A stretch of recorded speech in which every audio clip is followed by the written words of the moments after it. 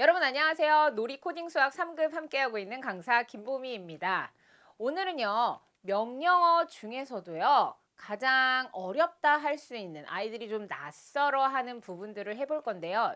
이 부분이 사실 놀이나 체험 형식으로 가게 될 때는 아이들에게 굉장히 익숙한 것인데 컴퓨터에서 코딩으로 우리가 배울 때에는 좀 생각하기 어려운 거예요. 그게 바로 무엇이냐? 짜잔, 바로 기준 정하기입니다.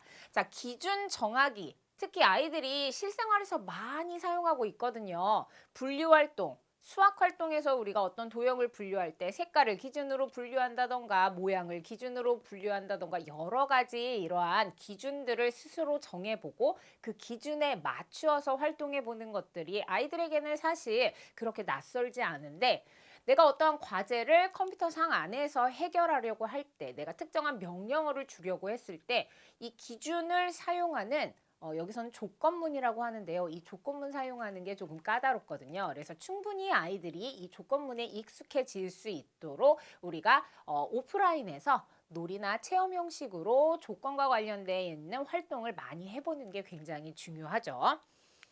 우리가 먼저 기준 정하기는 왜 하느냐? 바로 알고리즘, 절차적인 사고와 그리고 조건문 학습의 기초가 되기 때문에 기준 정하기를 많이 사용합니다. 특히 프로그래밍에서 무엇을 설정하는 것과 비슷한 사고냐면 바로 변수 설정이에요.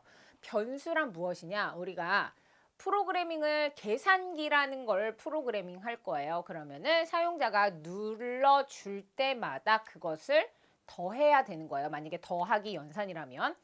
그러면 사용자가 어떤 것들을 더해도 그것을 더한 것들, 어떤 것들을 눌러도 그 수를 더해서 결과값을 도출해 낼 수 있어야 되는데 무엇을 누를지 랜덤이잖아요. 거기 안에 들어가는 것들을 바로 변수라고 합니다. 이 숫자가 계속 변한다라는 거죠. 그래서 어떤 수가 들어가도 결과값이 바로 더하기 값이 나올 수 있도록 우리가 프로그래밍 할 수 있는 이러한 어떠한 명령어, 이러한 변수를 사용하는 명령어들을 잘 사용할 수 있도록 아이들에게 미리 이러한 부분들을 연습시키는 거예요. 그래서 코딩에서 우리가 문제를 해결할 때 내가 여기서 변수를 사용해야 되는지, 내가 여기서 조건문을 사용해야 하는 것인지 먼저 이 문제에 대한 정의가 명확해야 되죠. 이제 문제를 분석하는 활동을 굉장히 많이 해봐야 돼요. 그리고 기준을 정하는 여러 가지 활동을 이제 연습해 보는 거죠. 그래서 이 문제를 분석하고 또 해결 방안을 고민하는 활동을 사실상 많이 해봐야 아동들이 나중에 이 프로그래밍 코딩을 접했을 때 굉장히 난처해 하지 않고 잘 적응하면서 나아갈 수 있거든요. 그 부분들을 우리 선생님께서 해주신다 생각하시면 되겠습니다.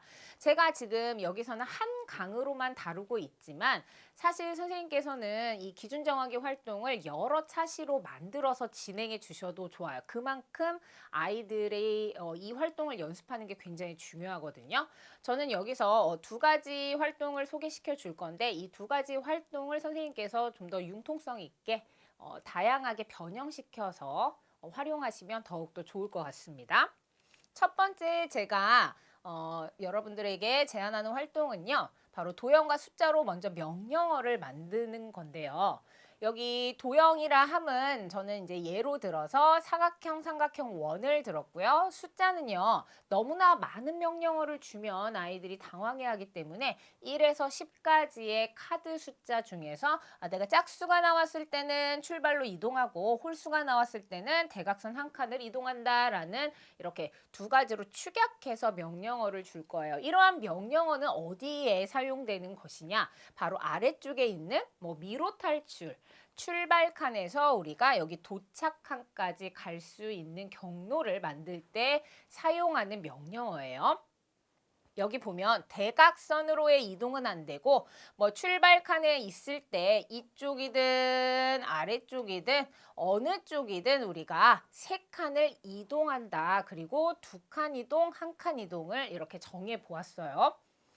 그러면 내가 여기 있는 출발선에서 도착까지 가야 하는데 제가 여기 랜덤 뽑기라고 해놨거든요. 선생님께서는요, 이러한 도형 카드를 여러 장 출력하시거나 또는 만드셔서 준비해 놓으시는 거예요. 자, 이렇게 준비된 카드를요, 아이들이 보지 못하게 커다란 상자 안에 넣어 놓습니다.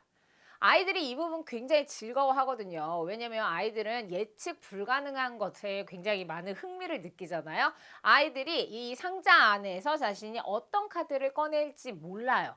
하지만 그 카드를 꺼내고 그 카드에 적혀져 있는 명령어들, 그러니까 사실상 명령어는 적혀져 있지 않지만 이러한 모양과 관련된 거, 그리고 숫자 카드를 뽑았는데 2라는 숫자 카드를 뽑으면 다시 출발로 이동하는 거예요. 이 아이는 그러면 움직이지 못하는 거죠. 그래서 각각의 도형과 관련된 또는 숫자와 관련된 이 카드들을 뽑고 그 카드에 연결된 명령어대로 아이들이 움직이는 거예요. 여기서 중요한 건 아직까지는 아이들이 스스로 명령어를 만들거나 명령어를 조작하는 활동은 들어가 있지 않지만 아이들이 자신이 선택한 뭐가 나올지 모른다라는 그 명령어에 흥미를 많이 느끼기 때문에 여기서 연습할 수 있는 건 아이들이 스스로 이 명령어와 그리고 이 도형을 연결시키는 활동을 하게 됩니다. 이 활동이 매우 익숙해지게 되면요, 이제 어떤 활동을 할 수 있느냐 하면 바로 이 활동이에요. 약속대로 움직여요. 기본적으로 지금 베이스는 아이들이 명령어를 보고 그 명령어를 수행하는 활동을 계속 반복적으로 하게 되는데 그 안에 변칙이 좀 작용하죠. 자, 여기 보면 아까와 같은 미로 탈출과 관련된 그림이 있습니다. 여기서는요, 주로 그룹 활동인데요. 아이들이 좀 많다라고 하시면 이 그룹 활동 안에서 역할을 나누게 됩니다. 역할을 어떻게 나누냐? 바로 로봇 역할은 1명, 그리고 명령을 주는 역할은 4명 정도라고 이렇게 4명에서 사실 우리가 많은 아이를 가르치지 않고 소그룹을 가르치실 때는요. 명령 역할을 뭐 1명, 1명으로 주어도 되고요. 그래도 최소한 명령 역할을 2명 이상 주었을 때 이 게임이 좀 더 재미있거든요. 자, 이 게임은 어떻게 진행하냐면 앞에 있던 게임은 우리가 스스로 카드를 랜덤으로 뽑아냈던 게임인데요. 여기서는 각각의 명령어가 다 보여요. 멀리 이렇게 각각의 명령어 카드가 떨어져 있는데요. 명령 역할을 수행하는 학생들이 차례로 뛰어가서 필요한 도착까지 필요한 카드를 하나씩 순서대로 가져올 거예요. 그래서 1번 친구가요, 뛰어가서 먼저 여기 있는 로봇을 움직일 수 있는 카드를 보고 가지고 돌아옵니다. 그런데 그 카드가 뭐였냐면 바로 3칸 움직일 수 있는 카드였다라고 할게요. 그러면 여기 로봇 역할을 하는 친구가 3칸 움직였어요. 자, 그 다음에 이 친구는요, 도착까지 가는데 한 칸 더 가도 되고요. 더 이쪽으로 가도 된단 말이죠. 그래서 더 필요한 카드를 그 다음 친구가 판단합니다. 아, 저 친구가 도착까지 가려면 나는 이동 카드가 더 필요하겠구나. 그래서 달려가서 이동과 관련된 카드를 집어와요. 자, 이동과 관련된 카드를 집어와서 그 카드대로 카드를 받은 이 로봇 역할의 친구가 더 움직이게 되는 거죠. 그래서 도착까지 어떤 팀이 더 빠른 시간 내에 이 도착을 하게 되는지 시간을 재거나 또는 더 더 짧은 명령어로 도착까지 가게 된 팀이 승리한다라는 것을 말해 주셔도 좋고요. 무엇보다 각각 한 팀씩 시간을 재는 것보다는 두 팀이 동시에 진행하게 되면 여기 제한적인 명령어 카드를 가지고 하기 때문에 나에게 진짜 빠르게 도착할 수 있는 이 명령어 카드를 갖지 못하는 경우가 있거든요. 그렇게 되면 뭐 어쩔 수 없이 명령어가 늘어나게 되잖아요.